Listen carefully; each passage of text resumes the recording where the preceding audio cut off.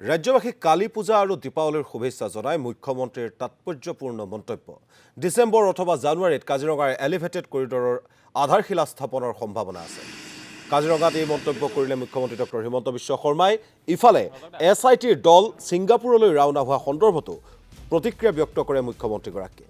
SITৰ মুৰব্বী মুন্না প্ৰসাদ গুপ্তাই পৰৱৰ্তী সময়ত আহি সংবাদ মাধ্যমক সকলো কথাই অৱগত কৰিব বুলি জনালে মুখ্যমন্ত্ৰী ডক্টৰ হিমন্ত বিশ্ব শৰ্মাই।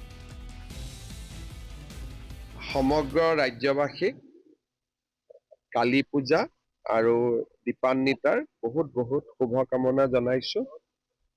দীপাৱলীৰ পোহৰে সকলোকে উজ্বলাই তোলক, আমাৰ জাতিটো আৰু আগুৱাই যাওক, অসমখন আগুৱাই যাওক, তাকে কামনা কৰিছো। কেন্দ্ৰীয় চৰকাৰে বহু প্ৰচেষ্টাৰ মূৰত আমাৰ কাজিৰঙাৰ ৩২ কিলোমিটাৰ এলিভেটেড কৰিডৰ আৰু নেশ্যনেল হাইৱেৰ অনুমোদন দিছে। আমি আশা কৰিম যে ডিচেম্বৰ জানুৱাৰী মাহত ইয়াৰ যাতে আধাৰশিলা স্থাপন কৰিব পাৰে।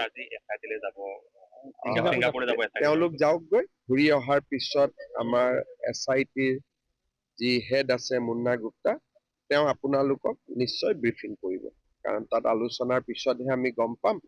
আলোচনা কৰি ঘূৰি আহক। তেওঁ সাংবাদিকসকলক আহি ছিংগাপুৰ ভ্ৰমণত তেওঁলোকে যিখিনি পালে বা যি আলোচনা কৰিলে নিশ্চিতভাৱে সাংবাদিকসকলক অৱগত কৰিব। ইয়াতকৈ আৰু ভাল খবৰ কি থাকিব পাৰে? ইমান ডাঙৰ এলিভেটেড কৰিডৰ হৈ গ'ল।